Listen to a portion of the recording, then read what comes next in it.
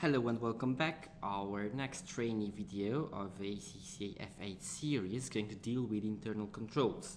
As we just discussed in our previous video, when we were discussing about risks, we know now that the internal control system of the company plays quite an important role in the auditor's life when he is assessing the audit risk associated with the company.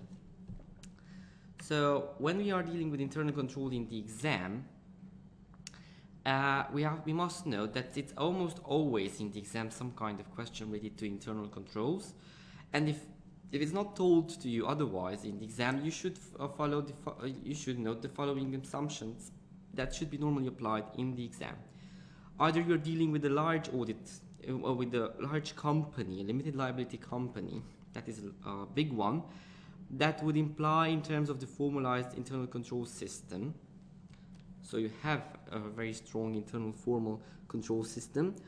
You are working as a member of a large professional firm of accountants, that you have the knowledge and experience to deal with these internal control systems, and that the client has a computerized accounting system where you have general and application controls already embedded. Now going forward, let's see what's our key terminology here. Obviously, because of the recent, corporate governance framework developments, the current economic downturn and the current economic environment, actually, companies usually have an effective internal control system in place that is useful and that is used by the companies for risk identification and risk management. And now we are talking about business risks, right? So identifying business risk and managing those business risks. This in turn has led auditors to adopt risk-based audit. Yeah, this is what we just discussed in the previous videos. Why is audit risk important for us? So the key terminology, ISA 315, is the one that deals with identifying and assessing the risk of material misstatement through understanding the entity and its environment, and this means also their control system. There are 5 components of the internal control system: the control environment, the entity's risk assessment process, whether that exists or not and whether it's carried out or not, the information system of the company that can offer the company separate controls, control activities carried out by the company that can be checked, and monitoring the efficiency and effectiveness of these controls. I have a nice definition from the Institute of Internal Auditors of the internal controls. Basically, an internal control is a tool used by the management to make sure that the company will achieve its goals. Yeah, so this is a result of a planning and organizing activity by the management.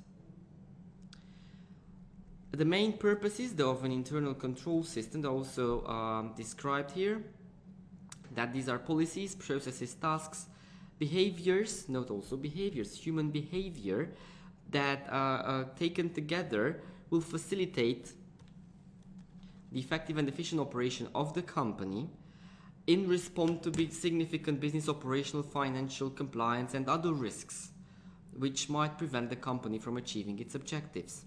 So basically they are safeguarding their future, safeguarding the assets from inappropriate use and abuse, help ensure the quality of internal and external reporting. So there's no fraudulent reporting, figures end up in the financial statements as they should end up.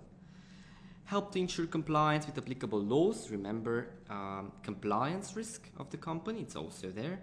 Yeah, so the internal controls can make sure that laws and regulations are respected by the client.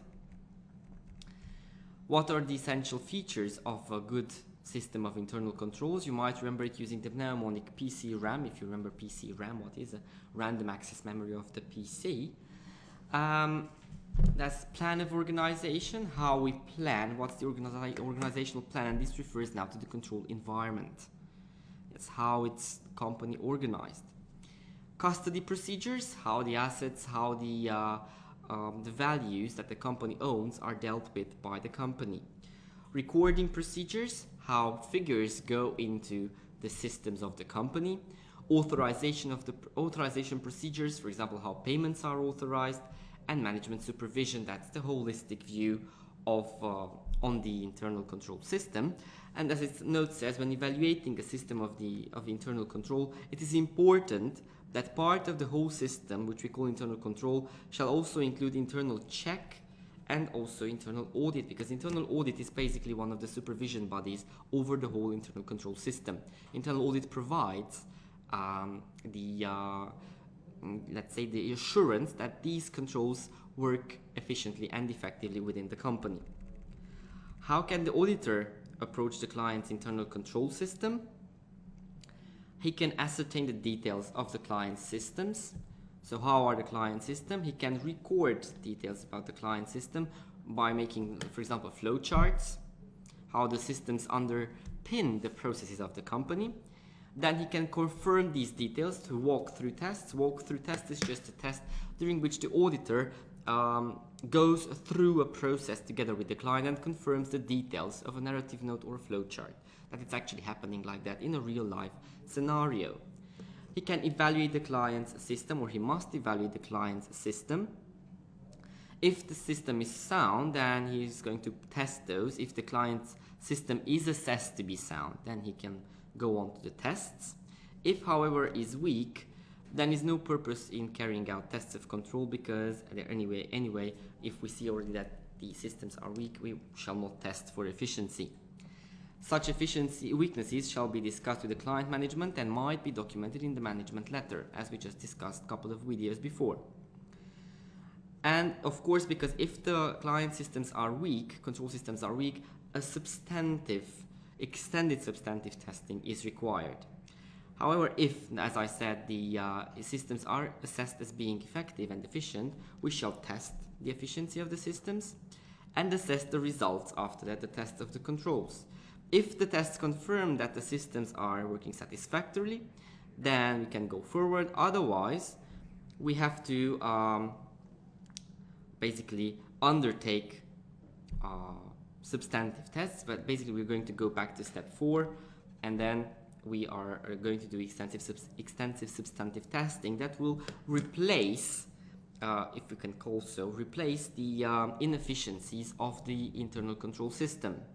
Yeah, so that would mean that the control risk of the company is quite high for the auditor, and he has to diminish that risk somehow, and he'll do that through extended substantive testing. However, if the control system is effective, then the auditor can move on and carry out limited amount of substantive testing, because he may rely on the control systems of the company. If you want to draw as a chart, we can also do that. So you can see that, for example, you have to ascertain, this is understanding the company's environment. We can ascertain, record the client system's details, confirm it with the client, evaluate the system. And when you get to evaluating the system, you have either having an effective control or an ineffective control, right? So you either can go further on and test those controls, or you can go directly and prepare, if you want to say so, extended substantive testing tests. If, however, after a test of controls it proves that the system of control is not as effective as if we supposed it would be, then we should go again back either to extended substantive tests or to step 4 to evaluate again after the management undertakes some enhancements of the system. If the tests of controls prove to be satisfactory, then we can go to step 7 and carry out limited substantive tests, which is what the auditor shall do in terms of assessing the client's internal control system. Note that all these, as I said, underpin the level of the audit risk, because as the test of controls or the control environment is effective, audit risk automatically decreases and detection risk can go a little bit up. So it means that the auditor shall undertake less work, because he will get to the level of reasonable assurance with less work, since the client has an effective internal control system. In our next session, we are going to discuss also about auditing in computer environment.